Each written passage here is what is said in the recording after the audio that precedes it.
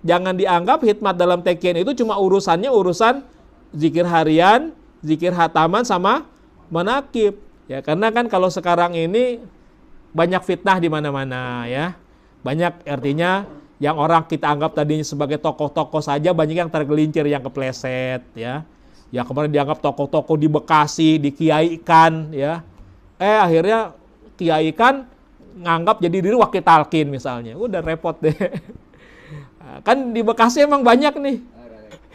Yang mulai ngaku mursyid aja dari Bekasi nih. Orang Bekasi. Tapi mudah-mudahan nanti kelarnya juga di Bekasi mudah-mudahan.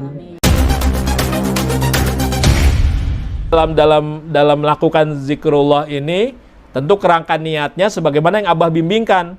Ilahi anta maksudi waridho kamatlubi a'tini mahabbataka wa ma'rifatak.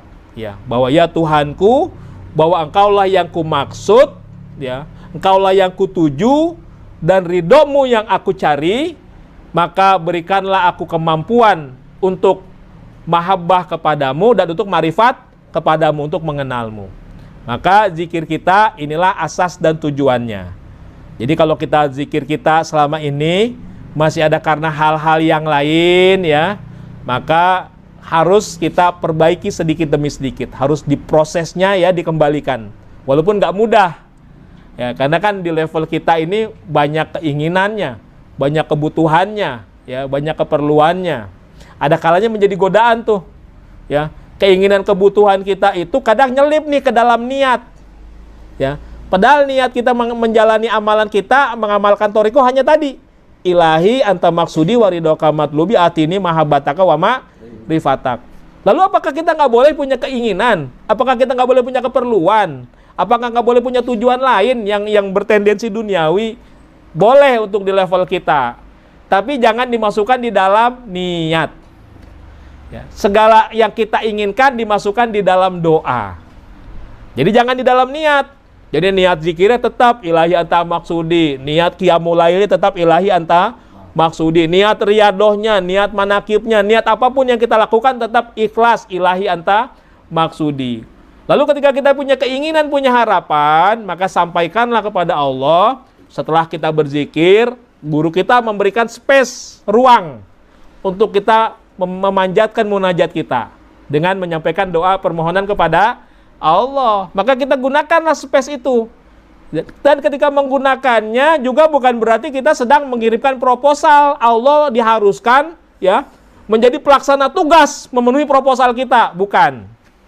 Jadi ketika kita berdoa itu justru tambahan apa? Tambahan kesempatan kita ibadah menghamba kepada Allah. Karena Allah adalah as-somad, tempat bergantung seluruh makhluk. Maka disitulah kita bergantung kepada Allah.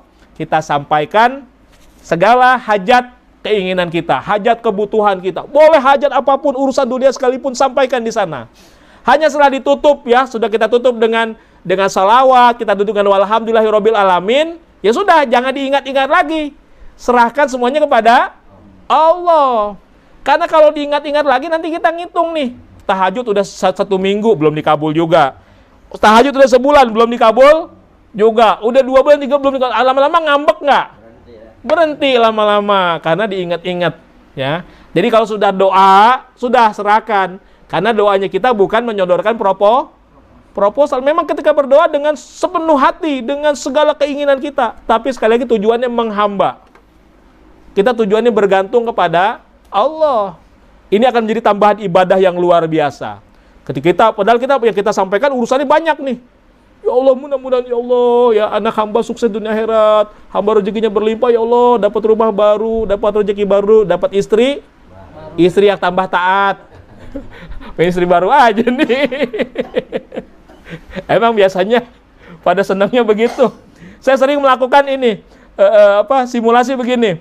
Tanda orang sukses itu ya ada 4. Pertama, punya rumah bertingkat. Lalu kemudian punya uang berlipat-lipat. Punya mobil mengkilat. Punya istri? Tuh, jawabnya 4 tuh ibu-ibu. Punya istri taat, Bu.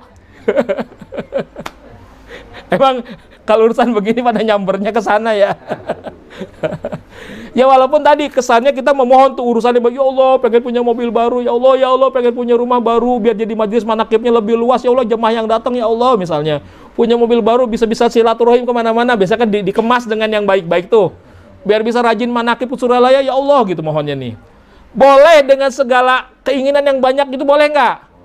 Tapi setelah kita tutup doanya jangan ingat sudah kita serahkan kepada Allah, udah kita serahkan semua kepada. Bagaimana nanti bentuk pengabulannya terserah Allah. Kapan waktu pengabulannya terserah Allah. Bagaimana bentuknya terserah Allah. Dan pasti diterima oleh Allah, pasti dikabulkan oleh Allah. Tapi tadi bentuknya terserah Allah, waktunya terserah Allah. Ada kalanya Allah mengabulkan di dunia saat itu juga. Ada juga di dunia tapi ditunda beberapa waktu lamanya. Ada juga kemudian Allah tunda pengabulannya di akhirat berupa tambahan derajat di akhirat, atau Allah rubah bentuk pengabulan doanya menjadi penebus dosa. Wah, kamu minta banyak hal-hal nih, tapi ternyata diri kamu masih belepotan dosa. Kalau ini dikabulkan, sedangkan belepotan dosanya enggak selesai, masuk neraka enggak? Masuk neraka. Jadi ketimbang itu diberikan, sama Allah diganti. Jadi itu hak Allah. Doa kita pasti dikabulkan, cuma bentuk pengabulannya terserah Allah. Allah tahu yang terbaik buat kita. Oh, kamu pengen hal-hal begitu. Tapi kalau ini diberikan, sedangkan yang membuat kamu selamat kalau kamu terhapus dosamu. Ternyata dosanya masih belepotan nih. Tidak terhapuskan dengan sholatmu, tidak terhapuskan dengan puasamu, tidak terhapuskan dengan zikirmu. Kenapa? Sholatnya ria, puasanya ria, zikirnya ria. Tapi dengan sebab permohonan tadi yang menghambat tadi, ya sudah. Permohonan yang karena sungguh-sungguh kan mintanya kan, ya Allah meratap-ratap sungguh-sungguh. Nah ini doang nih, karena mohon sungguh-sungguh ya. Allah bilang, ini diganti saja bentuk pengabulannya dengan diampunkan segala dosa. Begitu. Jadi kita jangan berburuk sangka.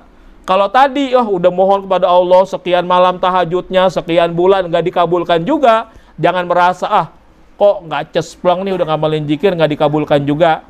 Yakinlah bahwa doa kita pasti dikabulkan oleh Allah. Tapi bentuk pengabulannya terserah Allah. Begitu ya. Nah, ini saya pikir ya